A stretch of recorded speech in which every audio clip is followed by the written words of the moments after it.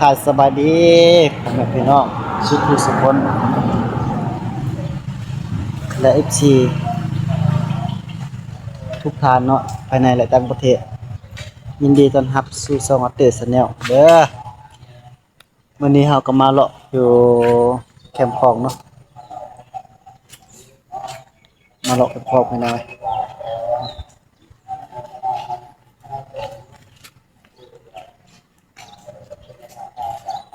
เด้อตอนเช้าประมาณนี้แหละคนก็บ่หลายเนาะนี่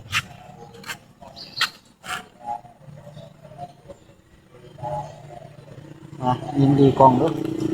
สบายดีกองเด้อสบายดีเออ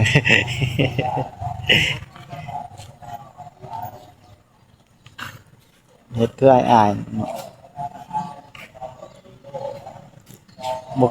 บ่ให้เราเข้ากองเทื่อได้ถ้าเข้ามื้อนี้แล้วนี่มื้อนี้มื้อแรกแต่ละเทื่อบ่ให้เราเข้ากองนำเด้เพิ่นอยากมาเบิ่งมาเลาะอันนั้นแคมป์ของเพิ่นว่าเรือนแพเมืองฟ้า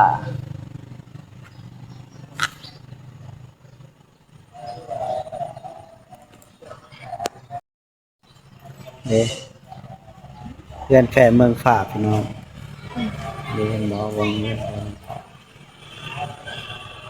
แคมป์ของอันนี้ก็อีสานบ้านเฮาประเทศไทยพี่น้อง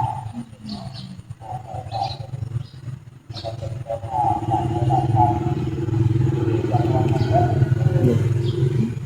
ถาดองค์นั้นครับอยู่จะมันอยู่สูงกว่าหมู่บรรทัดบางใหญ่ๆนี่จังเบิ่ง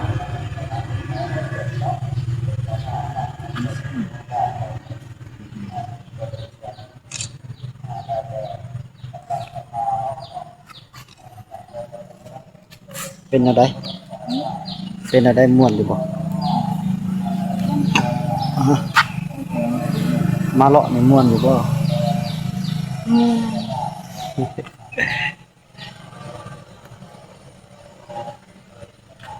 เออ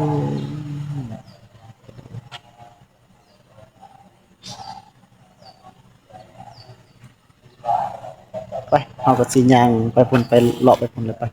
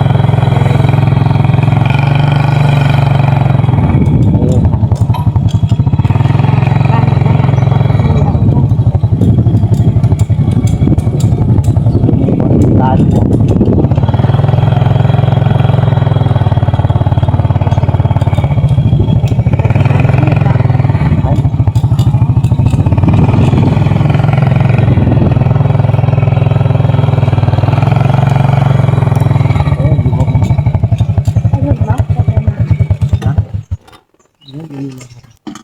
นะครับ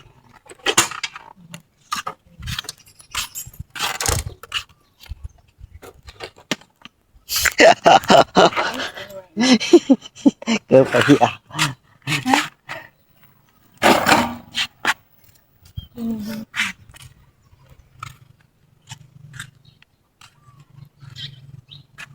มาถ่ายรูปลิ้นพี่น้องบ่มีเวียก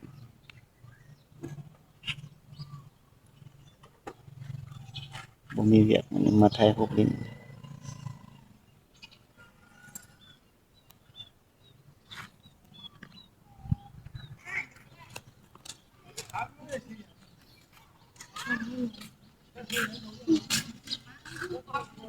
นั่งรถ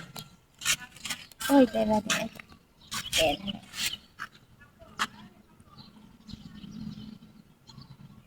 บอกเคย ฮะ บอกเคยมา บ่เคยมาเทื่ออาก็มาเทื่อเดียวนี่ เดี๋ยว แห้งคืออีหลีเนาะเดี๋ยวคนอื่นพามา บ่มีไผพามา แม่นจะบ่เพิ่นว่าบ่เคยมาเนาะพี่น้องเนาะเพิ่นว่าก็เลยพาเพิ่นมาลินมาเบิ่ง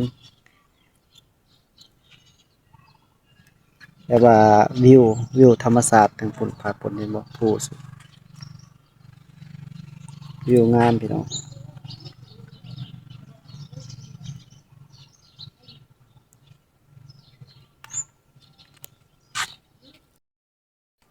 แดดร้อน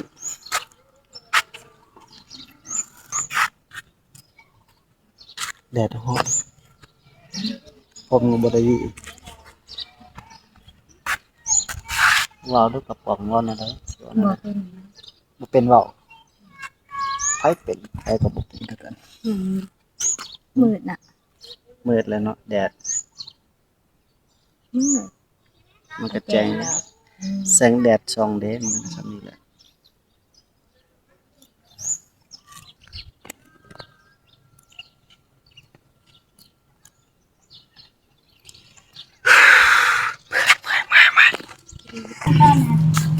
ทักทายสุด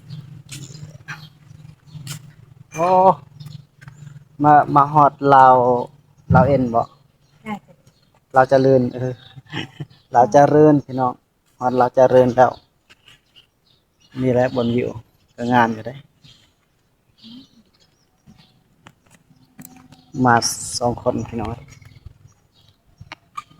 มาชมวิว กลางคืนท่าน พาเพิ่นเลาะดินจากเพิ่นสิเลาะไปใส่เนาะพี่น้องเนาะโอ้ตามเพิ่นย่างตามเพิ่น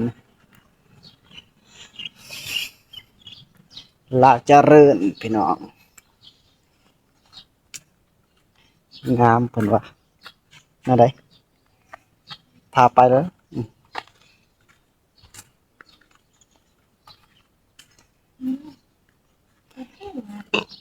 เห็นยัง คืนเนี่ย กลางคืนนี่ม่วน เจ๊งเมื่อก่อน โอ้ว่าสุดยอดแล้ว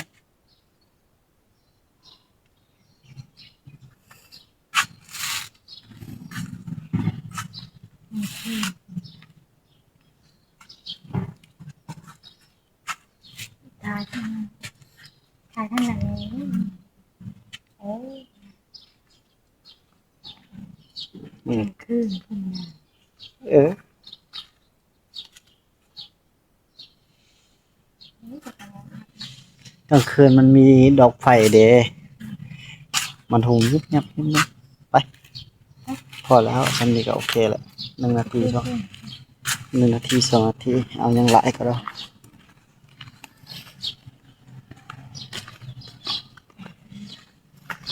ไปเท่าหน้าเลยอันนี้แหละ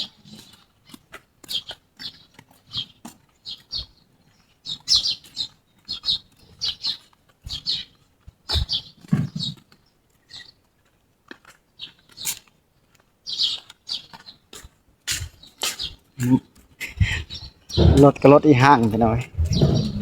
เว็บจีนกินปุ่น คนขี่เว็บจีนกินปุ่น